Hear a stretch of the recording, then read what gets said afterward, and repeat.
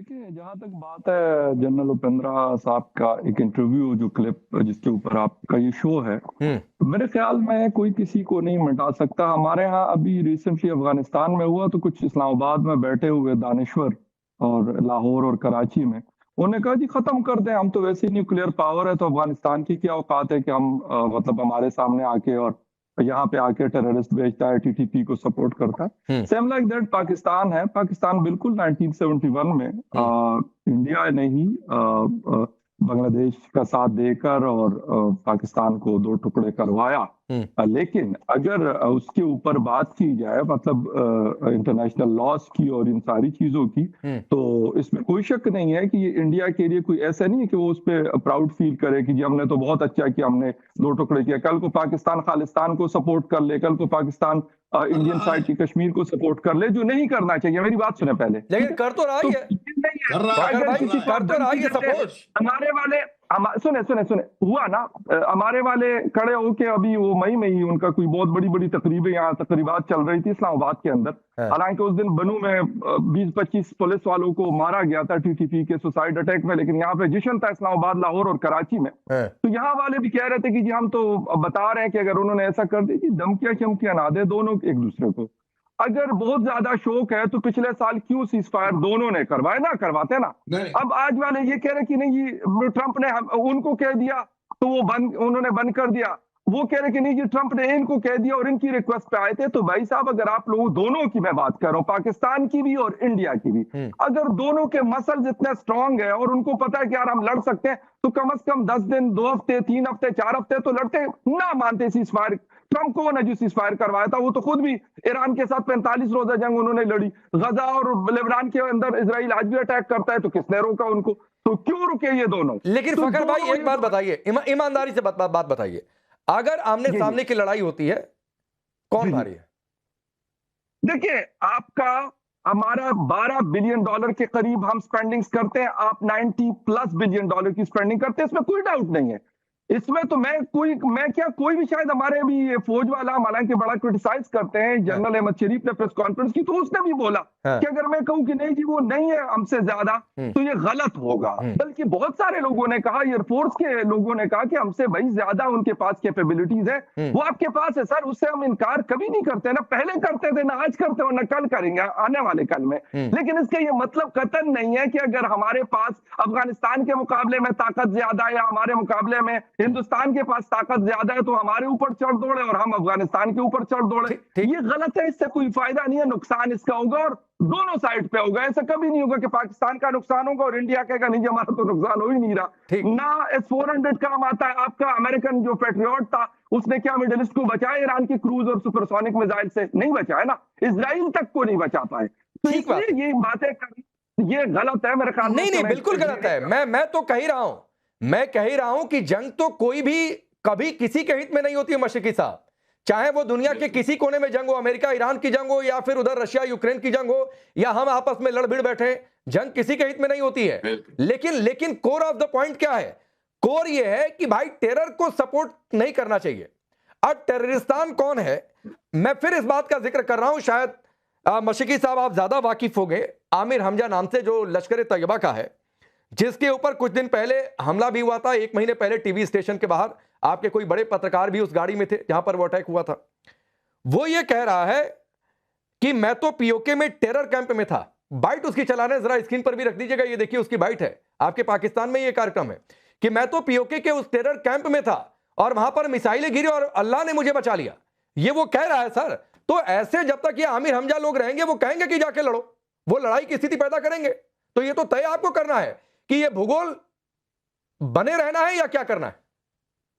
देखिए राकेश, बड़ा मैं समझता हूं कि बड़ा गैर जिम्मेदाराना बयान है आपके आर्मी चीफ का।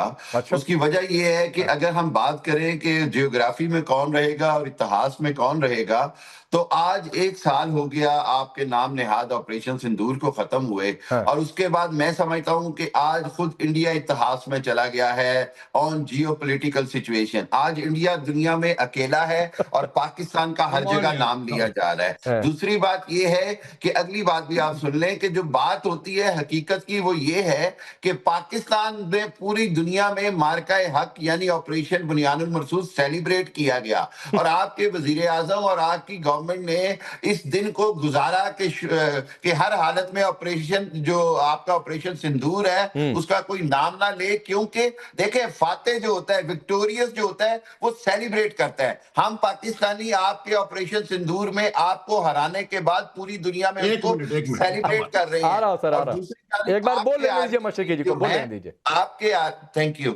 आपके जो आर्मी चीफ हैं उनके इस बयान से एक हारे हुए खिलाड़ी, हारे हुए शिकस्त खाए हुए फौजी की आवाज मुझे महसूस हुई है कहने में, और उसके कहने के अंदाज के कॉन्फिडेंस से मुझे पता चल गया कि वो एक डरा हुआ चीफ ऑफ आर्मी स्टाफ है जो ये बात कर रहा है। हकीकत इसमें ये है कि वो जब इंडिया इतिहास का हिस्सा बन गया, इंडिया इतिहास में चला गया। मैं आपको सच बता रहा हूं। बोलिए सर, बोलिए बोलिए। एक चीज मैं बताना चाह रहा हूं, डरा हुआ बयान क्या होता है? जो बयान डरा हुआ वो होता है जो कि इनके असीम मुनीर ने फ्लोरिडा में दिया था कि अगर पाकिस्तान के ऊपर एग्जिस्टेंशियल थ्रेट आया तो हम आधी दुनिया तबाह करके डाउन कर देंगे। इसका एक मिनट हामिद साहब, डॉक्टर हामिद प्लीज, इसका मतलब वो उसको पता है कि भारत पाकिस्तान के लिए एग्जिस्टेंशियल थ्रेट पैदा कर सकता है। एक बार कर चुके हैं, दोबारा कर सकते हैं। इस वजह से उसकी जो घबराहट थी उन्होंने कहा कि मैं आधी दुनिया तबाह कर दूंगा। अभी अकबर साहब ने राकेश, बात की, डरा हुआ स्टेटमेंट वो हुआ करता है। एक मिनट भारत के चीफ ने बिल्कुल क्लियर कहा है कि जो पहले हो चुका है वो दोबारा होगा अगर आपने अपनी हालात को सुधारा नहीं। ये होती है विक्टोरिया जनरल ठीक है, 30 सेकंड और मशरकी साहब, 30 सेकंड और फिर मैं दिनेश नैन जी और मेजर नदीम आपके पास आता हूं। जी थैंक यू। मैं सिर्फ आपको एक बात बता दूं कि हमने तो बड़ा क्लियरली कहा कि इंडिया की जो ताकत है हमसे 6 गुना ज्यादा है, लेकिन बदकिस्मती और इंडिया की हार्ड लक ये है कि उसके पास वो जज्बा नहीं है जो मेरे पास है, उसके पास वो प्रोफेशनलिज्म नहीं है जो मेरे पास है, उसके पास वो यूनाइटेड नहीं है वो जज्बा मेरे पास है। मैं अकड़ से लड़ता हूं, मैं कौम पूरी खड़ी होती है। अब सुनिए, ठीक है मशरकी साहब मैं आता हूं। अब सुनिए एक बात जो आप कह रहे थे ना सर, हिंदुस्तान कितना अलग थलग पड़ गया है, एक छोटा सा आंकड़ा देता हूं, फिर मैं दिनेश नैन जी के पास जाता हूं। अभी हमारे प्रधानमंत्री, सुनिए सर, सुन लीजिए मशरकी साहब, सुन लीजिए। मेरी आदत है, मैं थोड़ा बहुत आंकड़ा लेकर ही आता हूं। हमारे प्रधानमंत्री इस समय 5 देशों के दौरे पर हैं। 2 देश हो गए, यूएई से उन्होंने शुरुआत किया, 4-5 घंटे का सिर्फ दौरा था। उसमें एक इंपॉर्टेंट है, एक सिर्फ पॉइंट आपको बता रहा हूं, स्ट्रेटेजिक पेट्रोलियम रिजर्व अपने खर्चे पर यूएई सहमत हुआ है कि भारत के लिए 30 मिलियन बैरल, 30 मिलियन है बिलियन है, दिनेश नैन जी आप बताइएगा, इतने बैरल स्ट्रेटेजिक पेट्रोलियम रिजर्व अपने यहां रखेगा भारत के लिए। ये एक सहमत है। तो आप छोड़ दीजिए सारे, आपका मुमालिक है ना, आपका मुमालिक है। दिनेश नैन, ये आंकड़ा जरा इनको और समझाइए कि इसके मायने क्या होते हैं, जो कह रहे थे कि अलग थलग पड़ गया हिंदुस्तान। राकेश, मैं आपको बता, देखिए राकेश, आ रहा हूं मशरकी साहब, 2 मेहमान और बाकी है, फिर मैं आ जाऊंगा, रुक जाइए। हाँ राकेश जी, जो ब्रिक्स के फॉरेन मिनिस्टर्स का इजलास हुआ, first time in the history उसका कोई जॉइंट स्टेटमेंट नहीं आया। ये इंडिया की सबसे बड़ी शिकस्त है कि कोई जॉइंट स्टेटमेंट ऑफ फॉरेन अभी एक करके मशरकी साहब स्किप रूट मत तलाशिए, मैं आ जाऊंगा इस पर भी, स्किप रूट मत तलाशिए। एक आंकड़ा आपको यूएई का दिया, आपका मुमालिक है ना, अपने खर्चे पर भारत के लिए पेट्रोलियम, स्ट्रेटेजिक पेट्रोलियम रिजर्व, तो इसका मतलब समझिए दिनेश नैन जी, फिर मैं मेजर नदीम आ रहा हूं, रुक जाइए। देखिए राकेश, और जो आप सवाल कर रहे थे वो 30 मिलियन बैरल्स के बारे में बात कर रहे हैं। बिकॉज ये एक पाइपलाइन जो है वो हॉर्मोज के खिलाफ, जो हॉर्मोज में अभी सिचुएशन बन रही है, उससे अलग एक पाइपलाइन बिछाई जा रही है जिससे कि हॉर्मोज बिल्कुल बाईपास हो जाएगा, और जितना भी तेल है, चाहे वो कुवैत का हो, चाहे वो बाकी जो गल्फ ये कोऑपरेटिव काउंसिल है, इनके जितने भी देश हैं, इनका तेल हो, वो तेल हमारे अरेबियन सी की तरफ में आ जाएगा। तो उससे फिर ये जो ईरान की तरफ से खतरा बढ़ता है वो नहीं होने का। वैसे भी देखिए, हम ईरान जो सऊदी अरब है उसने तो ईस्ट वेस्ट एक पाइपलाइन बिछाई रखा है और वो रेड सी के माध्यम से उसको यूरोपियन देशों की तरफ वो उसको भेज भी रहा है। अब मैं हामिद साहब की बात पे आता हूं। हामिद साहब का जज्बा, हामिद साहब का बहुत जज्बा है आतंकवादी पैदा करने। इन्होंने हुर्रियत कॉन्फ्रेंस को इस्लाम का नाम लेकर के, कश्मीर का नहीं, कश्मीर का नहीं, ये इनका जज्बा ऐसा है कि इतने अच्छे धर्म को जो कि इस्लाम है उसको इस्तेमाल करना अपने फायदे के लिए, और उस को इस्तेमाल करते हुए ये भी नहीं देखा कि किस बेगैरत तरीके से खुद मुसलमानों के साथ में जुल्म करते हैं। आज बलूचिस्तान के अंदर मुस्लिम्स हैं, वहां पे इनका क्या चल रहा है, बीएलए इनका क्या हाल बना रही है। अभी बताया गया यूसुफ साहब द्वारा कि 20 से 21 के करीब लोग इकट्ठे इनके सैनिक जो हैं वो खैबर पख्तूनख्वा के इलाके में टीटीपी ने उड़ा दी। मैं फिर आता हूं मेजर नदीम, ये जज्बा है तो जज्बा मुल्क को आगे बढ़ाने में लगाइए भाई। ये सारा जज्बा आतंकी पैदा करने में क्यों लगाते हैं? ये सारा जज्बा आमिर हमजा जैसों को पैदा करने में क्यों लगाते हैं?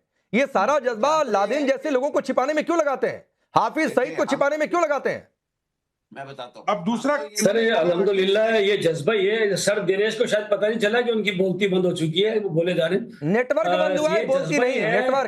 नेटवर्क में दिक्कत है, मौसम ऊपर नीचे हो रहा है, नेटवर्क में दिक्कत है। किसकी बंद है ये सबको पता है। हो गई तो ये तो बात ये है कि ये जज्बा ही है जिसकी वजह से ये जो आपके चीफ ऑफ गिदड़ स्टाफ जो हैं और ये इनकी गिदड़ भपकियां हैं जो ये हमेशा देते रहे, और मैंने हमेशा चैनल में कहा है। अब सुनिए ना, फ्यूचर टेस्ट में बात सुनिए, आपकी यही दिक्कत है। एक सामान्य सा सवाल पूछा, आप यहाँ अपने जंग हारने पर फील्ड मार्शल को आपके यहाँ के लोग ही फील्ड मार्शल कहते हैं, तो सामान्य तरीके से बात रखिए। ये जज्बा आपने पहली लाइन में दिखा दिया है मेजर नदीम, पहली लाइन में आपने अपना जज्बा दिखा दिया कि आपका जज्बा कितना जोरदार है। हमारे यहाँ इसको मुहावरे में गिदड़ भक्कियां कहते हैं। जो फ्यूचर टेंस में बात कर रहे हैं, जो करने वाले होते हैं वो करके दिखाते हैं। तो कर ही दिया 71 में भाई, आप कैसे करते हैं? ये सारी पॉलिटिकल स्टंट है, पॉलिटिकल प्रोजेक्शन के लिए है। इन्हीं के जो पिछले चीफ ऑफ आर्मी स्टाफ थे MM निर्वाण साहब, उनकी किताब पढ़ लें, ठीक है, जो 4 स्टार ऑफ डेस्टिनी, वो कहते हैं कि इंडियन लीडरशिप में तो इतनी जो है वो हिम्मत नहीं है कि इसके ऊपर कोई डिसीजन दे सके कि सामने से टैंक आ रहा है। मैंने उनसे कहा कि 80 गज पर रह गया, मुझे बताएं मैं इसको उड़ाऊं नहीं उड़ाऊं। ठीक, हमारे 20 बंदे मर गए, कुछ करूं तो ये इंडिया आधी पढ़ते हैं क्या मेजर नदीम? अगर किताब एक तो अलबत्ता सुनिए, एक लाइन है, अलबत्ता किताब, एक मिनट रुकिए दिनेश नैन सर, अलबत्ता वो किताब तो पब्लिश नहीं हुई है। अब मान लीजिए कहीं से इन्होंने अनपब्लिश्ड वर्जन अगर पढ़ भी लिया है तो थोड़ा सा 4 लाइन आगे का भी पढ़ लेते, जिसमें प्रधानमंत्री की ओर से ये कहा गया था कि जो करना है कर लो, उड़ाना है तो उड़ा दो टैंक। वो वाली लाइन मेजर नदीम ने नहीं पढ़ी। 2 टुकड़े करने हैं कर दो, वो लाइन नहीं पढ़ी। यू आर राइट राकेश, कि major Nadeem, I am always right, Hindustan is always right major Nadeem. मैं बिजी हूँ, कहा के सो रहा हूँ, आपने जो करना है कर लो भाई, ठीक है, खुद ही फैसला करो, मुझे क्यों पूछ रहे हो? अरे तो छोड़ दिया भाई का मसला है यार।